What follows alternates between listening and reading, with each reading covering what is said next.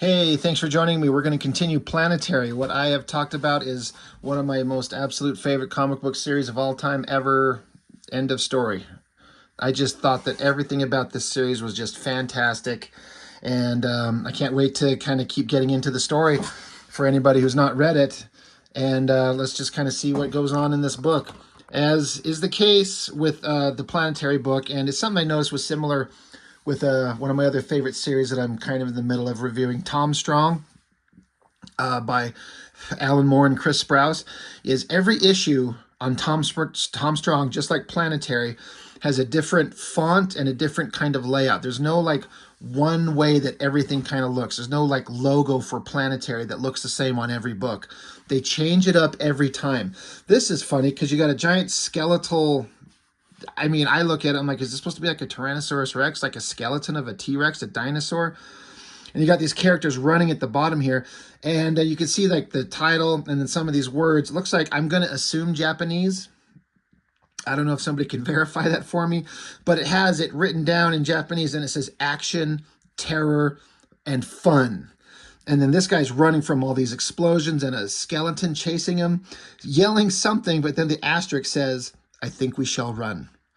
So instantly, it's like we're having a good time. Like it's like silly and fun at the same time. So that's the cover, getting into it. Once again, this book I think was my first, I'm almost completely certain that my first exposure to seeing John Cassidy's artwork on a consistent basis. I'd heard of him, I've seen some pictures of some work he'd done, but getting to see him work on this series, he was just a revelation. He just gets better and better and better. But it starts out with the boat crossing a sea. It looks like turbulent waters, approaching an island. They get off. Out gets this guy. He's got a headband on with like the red circle, so Japanese, and some other people following him. And then it starts out with one of the funniest bits of dialogue I've ever seen in a comic book to start a book. It says, he's saying to his people that are with him, he says, it does us good to have our genitals frozen into small blue dead things. I remember reading that and laughing out loud. I'm like, oh God, where are we going now? So it starts out, this guy, he's having some conversation with his people here, and their henchmen refer to the leader guy by name, and he stops him and tells him, don't refer to my, like, he's got like a really kind of God complex going on. He's like, take my name from your lips, you cheeky bastard, as respect suddenly too much an effort for you. And so the guy's like, very well, master storyteller. Why is it necessary for us to communicate here? And then his little follower says, I know that several of your novels, you advocate for the cold as a cleansing. And so the leader guy says, novels? I know no novels. Scripture. They are scripture now. So they're like, yes, master storyteller. So already you're like, okay, this guy's full of himself. He's written some books, but now these people are following him, and he doesn't think of his books as novels. They're scripture. Okay, we got some weird people. So they're on this island. It's an island that's kind of, they say it's the last island between Japan and Siberian Russia, unpopulated because of its nature as a political football. The Russians claim it as spoils of World War II. We naturally claim it as part of Japan. Legally, it's an island of nothing. It is a nowhere thing. So they're on this abandoned island out in the middle of, everyone knows where it's at, but no one's there. Okay. And so they're like, we shall move to the interior of the island, find shelter, and make our plans. We need to be cleansed. We can take the Japanese government for our own only by having cold hearts and clean hands. And one of the followers says, guns will also help, master storyteller. And the leader guy's like, big goddamn guns. Of course, when you enter Parliament, you will be also ripped to the teats on fine cocaine. Imagine it, veins fizzing, huge weapons, all warm and oiled and hard in your hands, as you declare me paramount leader of Japan. And so one of the followers, like the leader guy's looking down at the other three following him, the 3 or 4, but then this one guy's looking off in the distance this direction, and he calls him by his name. The guy's like, I told you, damn it. Like, he's like, refer to me as master storyteller. But the leader turns and looks and sees what this guy is seeing.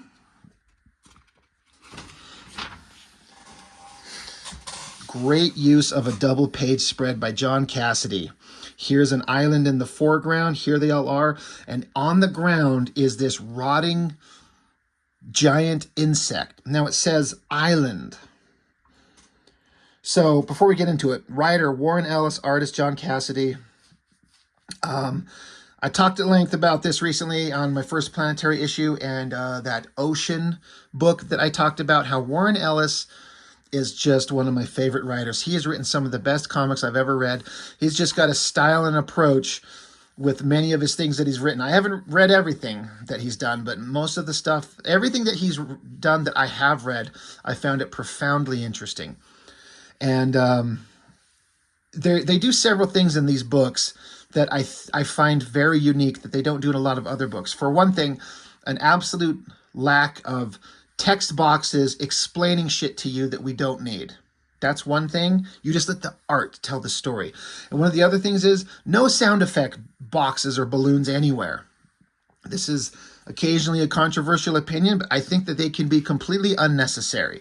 There are places where they totally are necessary, but they find a way in this series to not have them anywhere, ever. Even with the big sounds and explosions and gun blasts, there's just no sound effects, and it doesn't ruin the storytelling for me at all. In fact, it enhances it because I love it.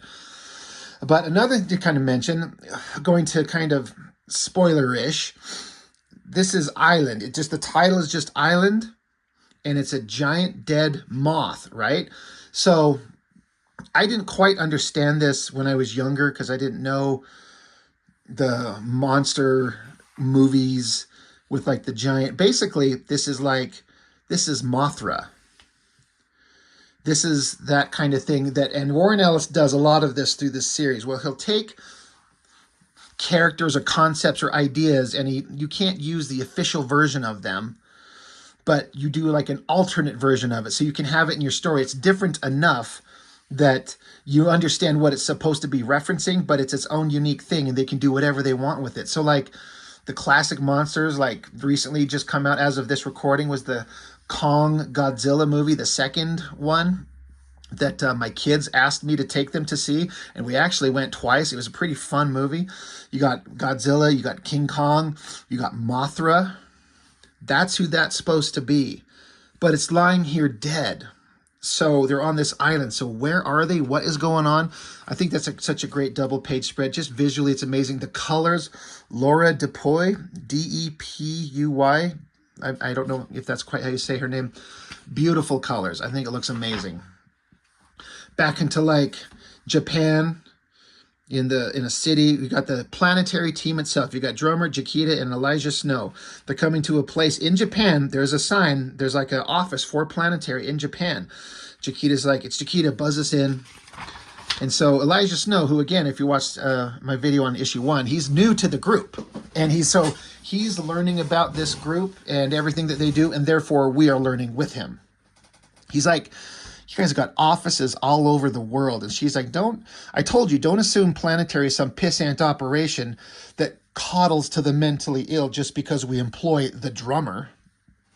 So she kind of throws out like a little subtle kind of insult to the drummer. And the drummer's like, you'll regret being so damn abusive when the electric UFO gods transphase in from Dimension 10 to appoint me manager of the universe.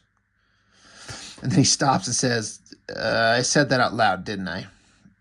So he's obviously a little goofy in the head. They go into this room. There's this guy here. He's like, welcome to Tokyo. Chiquita says, this is, God, I'm trying to read this guy. Shinya Fukuda, chief of Japanese Planetary Station. They're like, hey, this is Elijah Snow. And he's like, the new guy. Pleased to meet you. And Snow's like, I don't feel like a new guy. And this new guy, Fukuda, is like, you don't look like much of one either. But then it suddenly got cold in the room while he's shaking his hands. Anyway, so they have a conversation back and forth here where they mention Island Zero. And drummer's like, oh, that's bad. He's like, yeah, it is bad. I wouldn't have even mentioned it if you guys weren't in the room with me. And so Chiquita explains that the drummer is a natural anti-surveillance device. He's got a safe zone of about 5 meters. So this goofy drummer guy, he's got like a dead zone around him, they say about 5 meters, where surveillance devices don't work around him. So that's an interesting character kind of thing you learn about him. So Snow asked the Fukuda guy, he's like, what is Island Zero? And he's like, an island? So then the text right here becomes a different font. It's implying that Snow is speaking in a different language, in Japanese. He says, in Japanese, to the Japanese guy, he says, if you want me to kick off the top of your head and leave you for Tokyo pigeons to crap in your living brains, then please make more jokes. And then Drummer's like, since when did he speak Japanese? And Snow's like, since 1925. So this impresses the Japanese guy. He's like, oh, all right, well. Anyway, he's like, Island Zero, it's between Japan and Russia. It's, it's off limits due to an issue of legality still under arbitration. Basically, we think it's ours and the Russians think it's theirs. But, blah, blah, blah. The island is this, but what is it really? So they continue on their conversation. Says they found out that there are people on Island Zero, 6 Japanese people on Island Zero. And they only got word of it about 24 hours ago. They're being led by this mildly infamous Japanese novelist and his 5 acolytes. And they said this Japanese novelist, he lots of talk about armed insurrection and apocalypse and guerrilla warfare, a bunch of kind of lunatics. But they're on Island Zero, and we can't let them stay there. And so Snow is like, what is the big deal? What is on Island Zero? And so the drummer, who got a camera, like a Polaroid camera, snapped a picture of his own face, pulled it out, and stuck it on his own forehead, just to be weird. He says, monsters. And then we cut back over to on Island Zero, and here are all these guys that from the beginning of the book. There's a skeletal remains kind of like phased into the mountain rock face. It's a 3-headed flying dragon. So what, King Ghidorah? I didn't know who this character was. I didn't know these characters for a long time, but I've kind of come to understand this is who they're supposed to be. And so these other guys are asking, what is this place? What have you brought us to? And the leader guy's like, hell. So the idea that there are these dead monsters from these old monster movies, like it's weird. Like, why are they here? What's this all about? So then we cut back to the Planetary guys. They're on a helicopter flying towards Island Zero. And Elijah Snow, he's just kind of ruminating in his head. He's like, so this is the job. Get jabbered at by some half-tame lunatic, get stuffed in a chopper, go somewhere with mountains and do goddamn nothing. Exciting. I'm earning my $1 million a year. Yes, I am. So, Elijah's lighting up a smoke. And Jaquita's like, I didn't know you smoked. And he says, I have one every couple of years. And she's like, me too. How did you know? And Snow says, I'll tell you another time, maybe. We're landing. So there's a little kind of subtle look. Snow knows something here, but we're not going to find out what it is. But they're going to land down land the helicopter on the island. And they're like, okay, this is the same path that the intruders on the island, all those Japanese guys, what they followed this same path. So if we're following the same path they did, then they saw this. And we have to stop them before they see the rest. Jaquita is saying, like, we've got to stop them before they see anything else on this island. If they see this giant moth, why is that a bad thing? I don't know. I just guess they don't want that information out in the world. Meanwhile, we cut to the leader of the Japanese guys, the novelist that's a master storyteller. He's standing inside some kind of a thing. He says, I like it here. And one of his minions is saying, please, master storyteller, we can't stay here.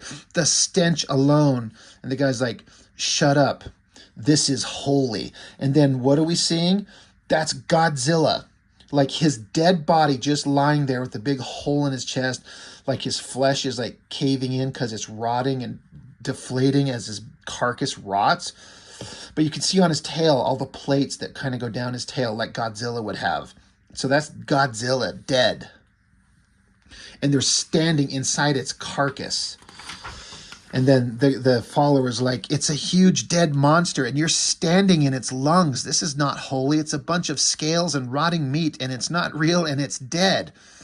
So the leader guy's pointing his gun at his helper. He says, "You think it's an accident that we find these things here?" Basically, he's like, "Come, eat. I'll eat of this rotting flesh. I insist." So this guy is a lunatic. And his followers are like, "Oh my God, this is just terrible." Meanwhile, Jaquita and Snow off in the distance, they can see that what these guys are doing.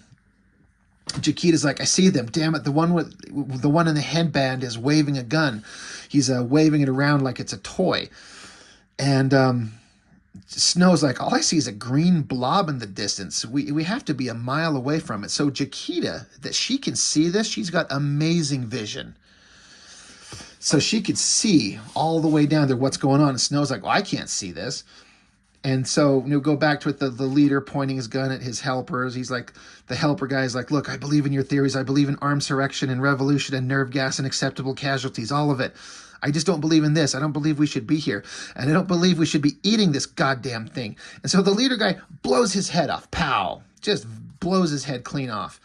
So Snow's like, "I can't see it, but I heard it, gunfire." And so Jaquita's like, "And that's about the worst thing that could have happened. Keep up with me as best you can." And then boom, she just takes off super fast. So we don't know much about Jaquita's abilities except she's very strong, but she has great vision. She can run fast. Interesting character. So the leader guy, he's still trying to tell his helpers, like, "This is what we're going to do." And then he says, maybe we should cook the guy he just killed. Maybe we should cook him as an appetizer first. He says, "I ate human flesh in a sex club in Osaka in 1989, but it wasn't cooked. They said it would be bad to do that to a girlfriend." So Warren Ellis is just having fun putting the most ridiculous dialogue into the mouths of these insane characters. But suddenly, out of nowhere, there's a bunch of armed soldiers here telling them to turn around. And Jaquita is on her way as fast as she can go, trying to cover this distance, which you think she can get there, considering how fast she can obviously run. But the intruders, with the master storyteller, they're like, "We are simply making camp." And the soldiers are like, "We can't allow you to do that, sir. In fact, we can't allow you to leave either." So these mystery soldiers are like, "What you've seen here, we can't let you leave with this information." So master storyteller, he's got his gun pointing down kind of like subtly at a bag that they brought with them. He says, "Ah, I see. So we would be executed here in this place of dreams. You too." So he fires his gun into the bag and gas explodes out of the bag, killing everybody. Jaquita comes to a screeching halt, dives out of the way of the gas, and she yells, like, "Snow, it's nerve gas. The bastard shot a canister of nerve gas. It was hidden in his bag. The wind's blowing at you, so run, for God's sakes, run." So the cloud of gas is coming to Snow, and Snow's like, "Saved us the trouble of convincing them they didn't see anything. Love to know how these guards just appeared here, though." But Elijah Snow is not worried. And then suddenly the gas dissipates into like little particles right in front of him. And he wasn't worried at all. So Jaquita, she's like, "When your file said you were a cold bastard, I assumed it was a metaphor. Heat subtraction. I'm impressed." So Elijah Snow has the ability to basically create cold. He can do heat subtraction. And so he used that to like turn the air super cold around the gas, which neutralized it. And so Snow says, you're telling me your precious fourth man didn't know that about me?" And she says, "Oh, I'm sure he did. He just didn't tell us." For anybody who doesn't know, the fourth man, so they got the team of three. You got Drummer, Snow, and Jaquita, and it's all financed and ran by the fourth man, a mystery guy who runs Planetary, and we don't know who it is, but we know of him, and that's what they're talking about here. So now Snow's like, "Okay, I see the giant monsters. Now tell me what the hell's going on." So she's like, "It all started the day after Hiroshima. Nearby settlements reported a bright light and a terrible storm. The reports were dismissed, lost, or buried. We don't really know what happened. We simply know what became of it. We can't say it was an atomic bomb. We can't say these things are radioactive mutants. I mean, that'd be stupid. Maybe someone ground tested a mutagen, or a door opened from a parallel Earth, or something extraterrestrial impacted here. But 5 years later, Island Zero was populated by great monsters. So Godzilla and all those other creatures." She says they died off by the mid-70s. For some reason, they never left the island and never bred. They stood as a warning, really. I mean, no one will admit to having dropped a bomb here or opened a door or tracked a spacecraft impact. So they're basically saying something weird happened here, and we don't know what it was, just the aftermath, but that whatever this great ball of light in a storm that happened on this island, it's a mystery. We don't know what caused it. All we know is it created these giant monsters that stayed here on the island. They never tried to leave. They never bred. And now they're dying off, or they've been dead for a while. And I imagine, I mean, how long would it take a giant Godzilla carcass to rot? She says, but despite the fact that we know the technology's out there, no one else has dropped a bomb or opened a door or whatever. All they did was to put a small defense and observation force on Island Zero, and all the secrets of Island Zero remain here on their base under guard. And so it's like American, Japanese, what is that, French? Somebody can educate me. White, blue, and red. Is that a French flag? So the governments of the world kind of trying to keep this island a secret. And Snow's like, what guard? She's like, well, that guard. Like, this bunch of dead people? Yeah. I didn't quite get this, why she just kind of had a subtle smile. Why they're kind of talking about these guards, and it kind of made her smile. But anyway, she says, their base is this way. Come on, we can empty the place and be gone long before they send replacement troops. So they're going to go raid their base for information, which is an interesting idea because they're always about collecting information. And then Elijah Snow is suddenly covered by a shadow in the sky, and he's like, hey, what do they see? There's one of these creatures. I'm guessing this is Rodan flying around. And he's like, I thought you'd said they died off. And she says, I did. Isn't it great? So I guess I'm taking that to mean like she thought that, yeah, I thought that they did all die, but one of them is still alive. And they just think that it's neat. They're great giant fucking monsters. And it's not anything to be scared of because they're not stomping through Japan or America, smashing buildings and killing people. They're just living on this island. And the fact that they're just there living, being giant monsters, it's this amazing thing that they think is just so wonderful. And I like that. They're like, it's so fucking world. As I said at the end of issue 1, it's a strange world. Let's keep it that way. And I think that's a really interesting take. So you get the Godzilla monsters, and some of them are still alive. And they're just ecstatic that they're still living. So you get some character information from the Planetary crew. You find out a little bit more about them, and they go on this adventure to run into great monsters. And they're kind of happy that there's still some alive. So that's issue 2 of Planetary. It's not anything like, I don't think anybody had any idea of what this book would be when it came out. I certainly had no idea. It is nothing like anything I'd ever read up to this point. But as it went on, I was just like, this is so entertaining, and it just got more and more interesting as the series goes on. So that is Planetary number 2. That's all I've got for now for this one. Thank you for joining me. I appreciate it. I will see you on the next one.